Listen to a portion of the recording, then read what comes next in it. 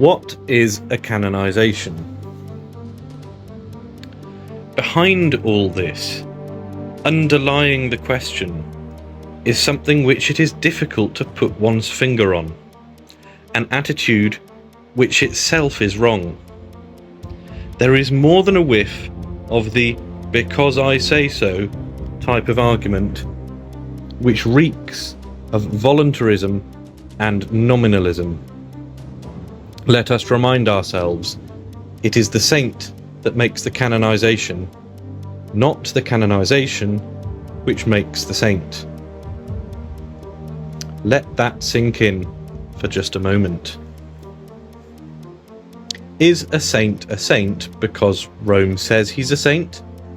Or does Rome say he's a saint because he is one? Which comes first? The reality, or the word, the pronouncement, the description of that reality? In previous centuries, canonisation was simply a matter of popular acclamation. Then it was done more formally at a diocesan level by the local bishop. In the Middle Ages, it became something reserved to the Holy See. Over time, the requirements understandably became stricter. The process which emerged in the modern era was something resembling a court case. The soul in question had to be proven a saint beyond all doubt, and was regarded almost as though guilty until proven innocent, not a saint until proven a saint. The prosecution, so to speak, was the famous advocatus diaboli. But that was not all. Several other criteria had to be met, which were regarded as sine qua non, the first of which was a popular cultus among the faithful. Another was some miracles. These things, if they exist, are facts. The canonisation itself was nothing more than a formal recognition of those already existing facts. Therefore, the real saints are the ones who have a real following, who have worked real miracles, whom divine providence allows to become known and prayed to all over the world, and to become a central part of Catholic life and culture. The old, recently removed saints, in whom modern Rome appears no longer to believe, all pass the test with flying colours. Despite the machinations of the modernists, Catholics all over the world still give their children names such as Catherine, Philomena, or Christopher. Many people still pray to them, still wear their sacramentals, and ask them for aid. Schools and parishes all over the world still bear their names.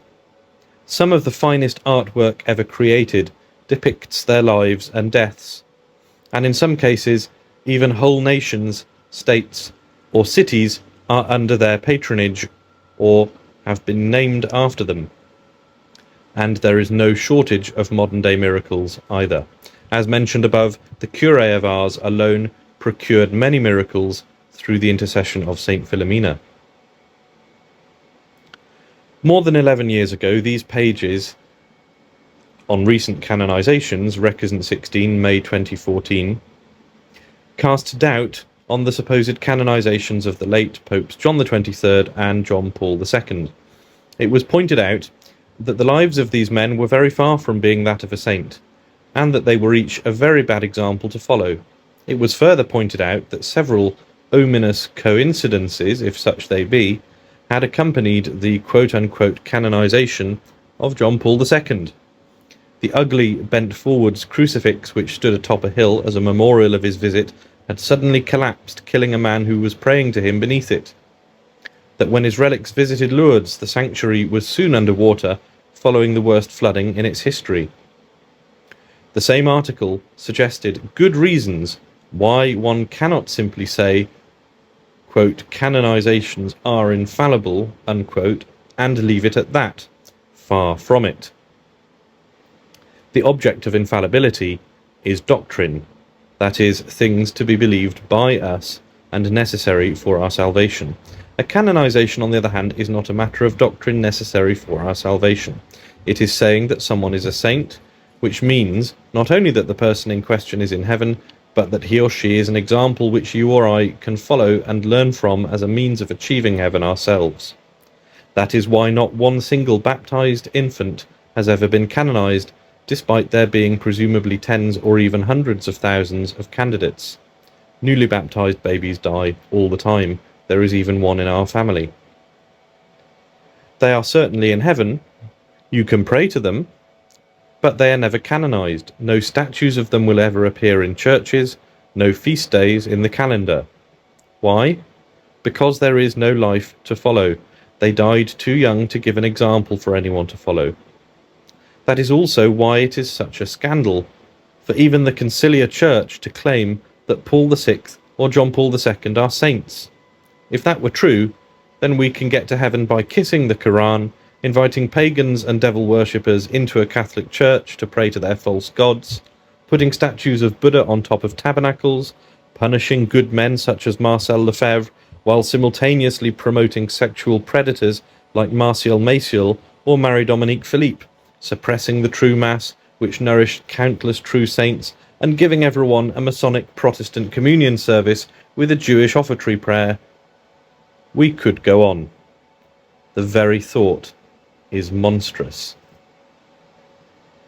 So, on the question of a cultus, a genuine following and devotion among the faithful, the real old-fashioned saints win hands down, despite the disadvantage of their having been removed from calendars, their demotion and all the rest. The Conciliar Vatican II saints usually have little or no cultus, despite the fact that it always used to be regarded as a sine qua non, an essential prerequisite to becoming a saint. Likewise, on the question of leading a life of heroic virtue, a life which is such a good example that if followed by you and I, it will lead us to heaven too, we see the same thing. Many of these conciliar saints, the conciliar popes, Faustina, Escriva, et al., fail spectacularly. Their lives were such that they would never, could never, have been canonized before Vatican II. The real saints, by contrast, led such exemplary lives that many today find it hard to believe, and doubt is cast not only on their lives and deaths, but even on their very existence. The soundness of their teaching is something which will no doubt be at the forefront of the minds of many readers, and so it should be. Unsound teaching, let alone actual heresy, is something which in saner times meant that an investigation into the candidate's life could not go ahead. Never mind the beatification or canonization itself, as the John Venari article makes clear elsewhere in these pages. Strictly speaking, the false teaching of these bogus saints is itself enough to say with certainty that they are not saints. But since many of our acquaintance will not accept that, and since many of us will at some point experience doubt or scruples, let us continue to spell it out in detail. The two pictures on this page, one of them is captioned the cover of Father Luigi Villa's Chiesa Viva from September 2010, which reads, Blessed Karol Wojtyla never. Karol Wojtyla beato nunca. The second, Polish nun Faustina Kowalska, whose fake revelations were condemned by the Church, claimed that Christ had told her, quote, I am uniting myself with you so intimately as with no other creature, unquote. After Vatican II, John Paul II promoted her condemned messages and made her into a quote-unquote saint. See Recusant issue 29, page 33. End of caption. Miracles are the last thing to consider. A real canonization in the old days used to require 2 miracles after all the other criteria had been met. 2 genuine miracles. The new bogus canonizations require only 1, and often it is a quote-unquote miracle of highly dubious quality. Again, refer to the John Venari article elsewhere in these pages to see details of the quote-unquote miracle used for Mother Teresa. It was as dodgy as a 9-bob note. The doctors involved and even the lady's husband said it wasn't a miracle. In previous years, these pages have contained a close-up look into other conciliar quote-unquote miracles. Long-time readers might recall our examination of the Buenos Aires Eucharistic miracle from the 1990s, in Recusant issue 34, page 26. And that it most certainly did not stand up to close scrutiny. We have neither the time, nor resources, nor even the patience to examine each and every so-called miracle approved by the conciliar authorities, but should it be necessary? How many definitely bogus miracles do we need to see until we decide to treat them all with extreme caution? Finally, let us consider this. The men approving these miracles don't believe in actual, real miracles, even when they are contained in sacred scripture. The feeding of the 5,000? No, you see, what the gospel writer wished to emphasize in telling this story was that the real miracle was when everyone learnt to share. The crossing of the Red Sea? No, you see, it was really called the Reed Sea, because it was like a marsh. Those are things I've heard from conciliar priests with my own ears, as have many of you too, no doubt. We could go on. The point to bear in mind here is this. Just as we are being asked to accept new saints from men who don't believe in real saints, we are also being asked to believe in bogus miracles by men who cast doubt on real miracles. In case all of that is a bit much to remember, below is a handy table for ease of reference. The Recusant Patent How Bogus is My Saint Calculator trademark. You can have a look on the screen. I'm not going to try and describe it.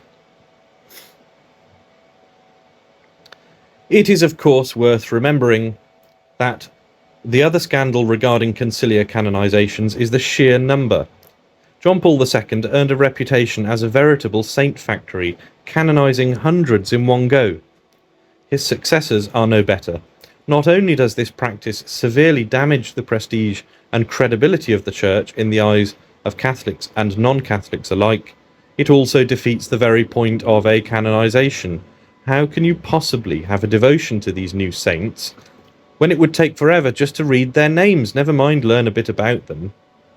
The whole point of saints is that they are being held out to us as an example to follow. You can't hold out a couple of hundred examples in one go and expect to be taken seriously.